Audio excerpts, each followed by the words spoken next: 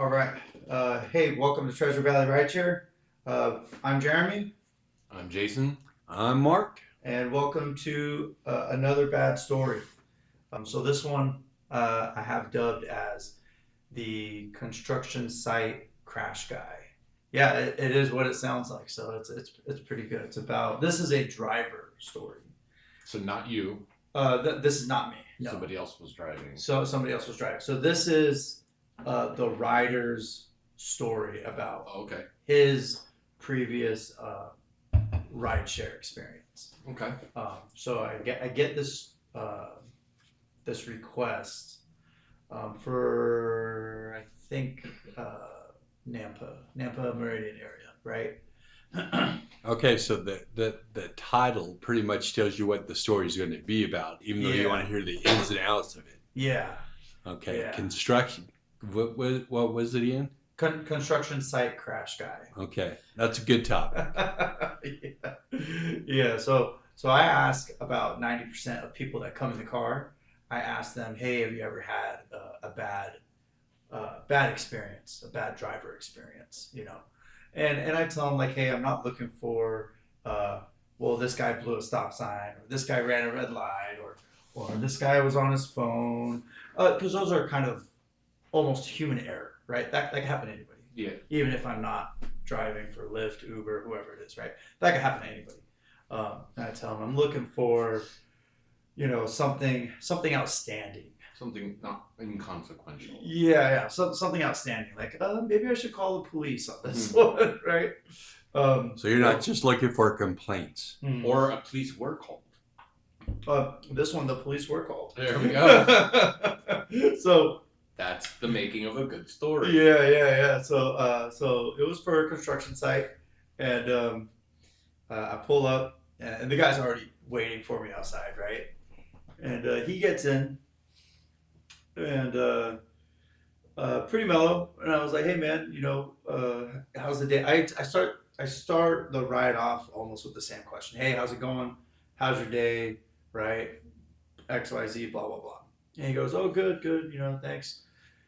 And he's like, "How's yours?" I said, "Good, just small talk." And I said, "Hey, have you ever had a bad driver experience?" And he goes, "Yeah." He goes, "I just did the other week." And I'm like, "Oh, well, what happened, man?" He goes, "Well, that construction site that I'm at," he goes, I do rideshare to and from once a week, twice a week, whatever it is." He goes, "Because it's a construction that we're doing for a friend that's off the books, right?" So what kind of construction site is it? Commercial, industrial, residential? It looked like They were building a house? No, like bigger than a house but smaller than a building. Right? Interesting. Okay. Yeah. Was it like in a retail area or? It was actually in a business area. Okay. Yeah, big parking lot, and yeah. Interesting. Mm-hmm.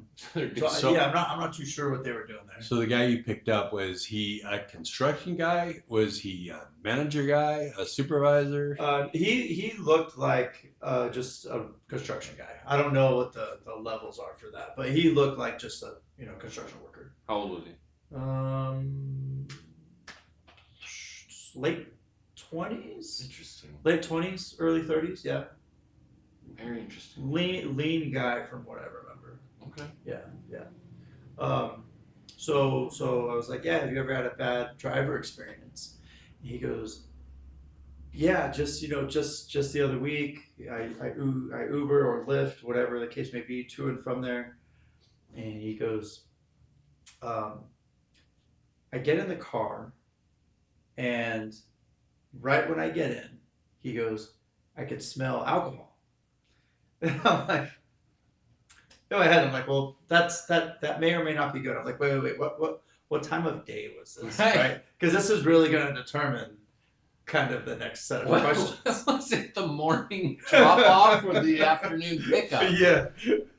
That changes everything. Neither of them are great, but you get a morning drop off to the job site and the guy's drunk at 7 a.m. Well, so I've had it where people come into the car and they've been drinking for a long time, right? It's coming out of their pores, right? They're sweating, and then when they leave, my car smells like a bar. Okay, fair. So Fair. yeah, so I said, okay, wait, what time of day was this, right? And he's like, oh, this was about 2 or 3 in the afternoon, and I'm like, okay, so slightly strange, right? A little strange. I've had some day drinkers. I picked up some day drinkers at like noon. And they're thrashed, right? But not too common. Not too common. Um, so he goes, right when I get in, I could smell alcohol, you know. And he goes, I didn't think anything of it because it's a ride share, it's a ride. He goes, I just thought maybe he picked up a drunk guy or maybe whatever the case was, right? He goes, I didn't think it was the driver. Nothing really tipped me off yet. I'm like, okay. Okay, so you get in, spill alcohol. Okay, then what? He goes, I buckled my seatbelt and I said, okay, let's go. I'm ready. And he goes, the driver. So, this construction area, before I move on, there's this big building, whatever, they're doing some construction work, and it's a big, almost business-like parking lot, right? Mm-hmm. Maybe not quite, super huge, but there's plenty of parking, right? And with big parking lots, you get light poles, right? So he goes, I get in, buckle my seatbelt, tell the driver I'm ready to go. He goes, and the driver proceeds to go 30 miles an hour in the parking lot. And I'm like, oh, that's pretty fast for a parking lot, man. Yeah. Maybe if it was completely empty, like that might be okay, but not if I have. Not at 2 Not or if I have 3 o'clock in the afternoon. Or not if I have a rider in the car. Not yet. Yeah. So he goes, yeah, he proceeds to go about 30 miles an hour in the parking lot and slams into that light pole, one of the light poles there. And I'm like, wait. Let me get this straight. He's just gonna send it. Yeah, I'm like, He's just gonna send it, bro. I'm like, wait, you're in the car. It smells like alcohol. You buckle your seatbelt. You tell the guy to go. He goes fast and hits a light pole. He goes, yeah. If you want, you could turn around. And I'll show you which one he hit. And I'm like, did he ever tell you what kind of car it was? no. I mean, was it like a Tesla that got away from the driver? Or? No, I don't. I think Teslas interdict on a But yeah, they collision. usually see what's in front and they stop. Yeah. But Yeah. also, Teslas, you can push on the gas real fast and they take off. Yeah, they could get up and go, but if the Tesla detects a collision incoming, it'll force the brake even if Yeah. the foot's still on the gas. Well, wonder if he just turned into it. It'll override your steering to prevent a collision. Wow. Yeah. Within like 2 or 3 feet? Within 2 or 3 milliseconds. Oh yeah, Wow. yeah. They're so my car's all electric. Doesn't quite do that, but It has some interdiction. it'll definitely do a very audible sound if it thinks. Do you have HUD on the windshield? Yeah. So it almost looks like a radar. Yeah. And I've driven that'll other show up, people's yeah. vehicles. None of mine are that technologically advanced, but it trips me out when I'm just Yep. driving, doing my thing, and the vehicle will think, "Bro, you need to slow down. You need to come to a stop. The car in front of you is getting closer, faster than you should be brake." Like, and it'll pop up this Yep. display on the windshield, like brake. Yeah. I'm like, chill, dude. I know what Yeah. I'm doing. It's very noticeable. Yeah. Very noticeable. Yeah. So Teslas are even more so. Like, they just take control. yeah. So, yeah. anyways. Yeah, so he goes, if you want, we could turn around and I can show you which light pole he hit because it's all messed up. And I'm like, hey, bro, I believe you, man. I believe you. We don't gotta turn the car around, And I was like, okay, so he hits this light pole. Like, what happened? Like, what happened after that? He goes, well, I got a pretty bad, seatbelt rash, bruise, whatever. he goes, so we hit the light pole, get the bruise, get out. He's like, dude, I had to call the cops, man. He's like, I smell alcohol. The police came. I called Uber. He goes, the cops booked my driver for a DUI. He goes, but I still had to go somewhere. He's like, now, I'm in a spot where like I still need a ride, but I just got into this accident. I'm like, oh my God, dude. Does he pay for that? Or do you get, like, you're a driver, so how does that work out? So does the passenger just cancel and get refunded, or? So for this one, I don't remember what rideshare he was on, what company, um, but they made it right from what he told me. Okay. They made it right. So they Yeah, gave pretty much when you call Uber, if you have a complaint or a situation, yeah they're usually pretty active in taking care of the situation as soon as possible. yeah Uber, Lyft. There's a third kind of big company out there.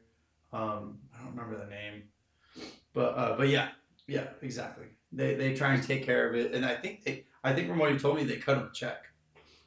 They cut him a check because they accident. Oh, like a settlement thing? Yeah. Like, no release of liability. Yeah, it's something like that. Yeah, it is. Here's $300. Don't. Well, it was quite a bit more than Oh, that.